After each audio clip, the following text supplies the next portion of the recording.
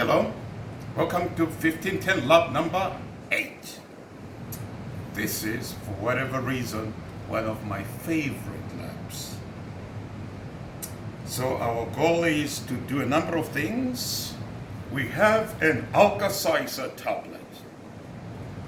I think there come 2 of them in a pack. And it says on here, effervescent antacid and pain relief. Contains aspirin 325 milligrams, citric acid 1000 milligrams, and sodium bicarbonate 1916 milligrams. That's per tablet. So our goal is to analytically determine the sodium bicarbonate.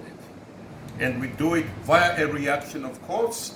Sodium bicarbonate is a base and a weak base, and so we will react it with a strong acid, in our case hydrochloric acid, and with that create on the other side our measurable entity carbon dioxide.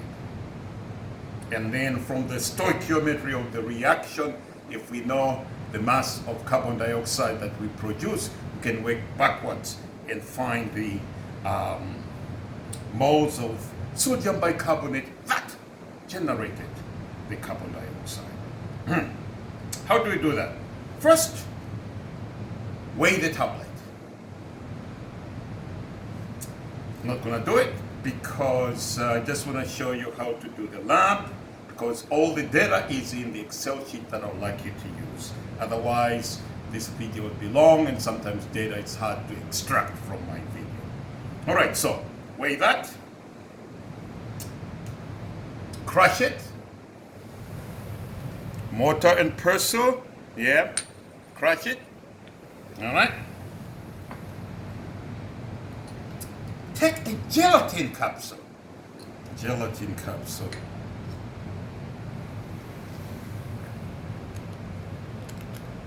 It's empty in this case.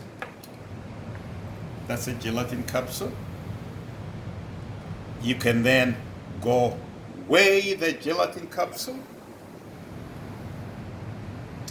Then fill it up using a spatula or anything else. Fill it up with the crushed tablet, powdered tablet.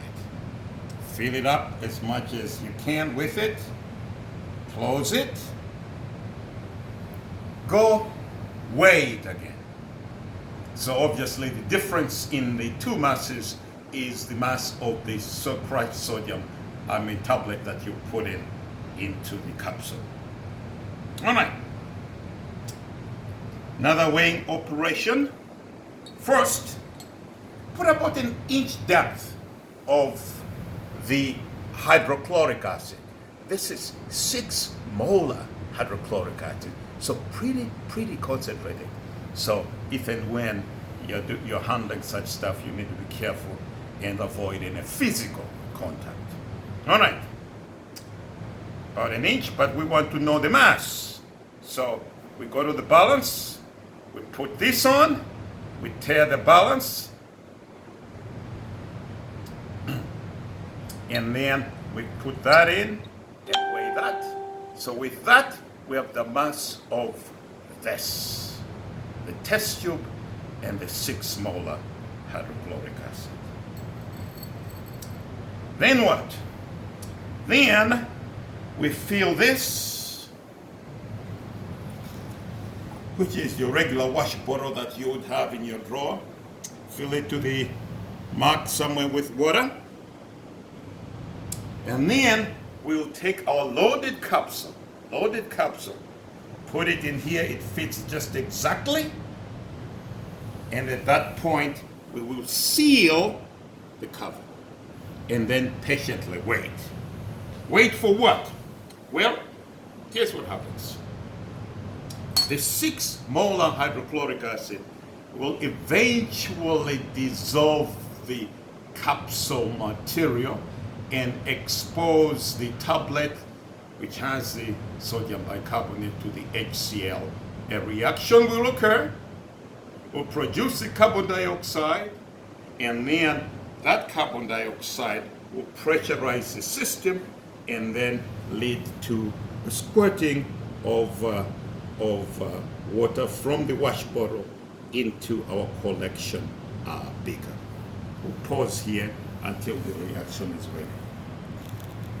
So after a while then, it takes about 4 minutes, you then observe that water is coming out, and it will come out for a while here, and then you let it go until all the water that's gonna squirt out is done.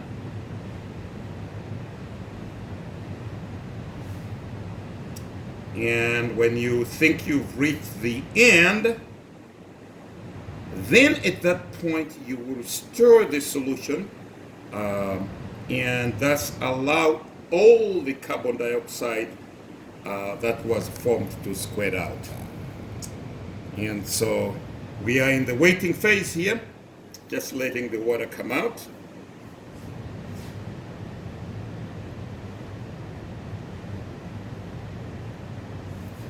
I think it's slowed down now. Let me see if I can stir a little.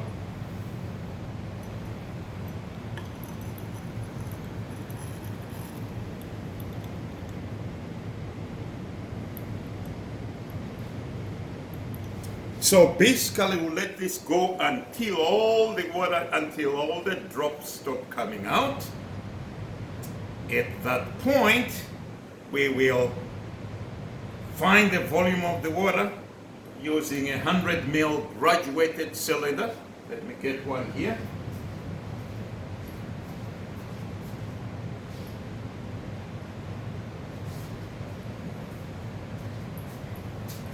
And then of course, we'll measure the volume of the water using a 100 ml graduated cylinder, so we'll know the volume plus or minus 1 milliliter. And then what? And then we will take the test tube out of here when the reaction is done. We'll dry it very carefully, make sure it's completely dry, and then we'll go and do the weighing operation again with the post-reaction test tube, okay? And the idea is that we can then find the mass of carbon dioxide that came out. Because everything, all the reagents and all the products stay there except for carbon dioxide that comes out. So we'll know the mass from the difference of the test tube weight before plus the test tube of the mass of the filled capsule. That's our bigger mass, and we'll subtract from that the mass of the post-reaction test tube to find the mass of carbon dioxide. We need two other values in order to complete this work. We need to find the pressure of the room, and the pressure of the room, we've done this just like we did in Bohr's law. Data logger, chemistry sensor, that's connected to the pressure port, it's connected to the atmosphere in the room. We can record the pressure, in this case 100.1 kilopascals.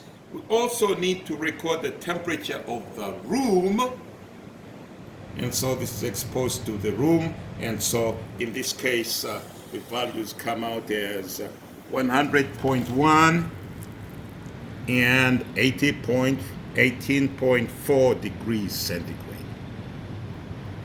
And so those are all the operations that we need for this lab.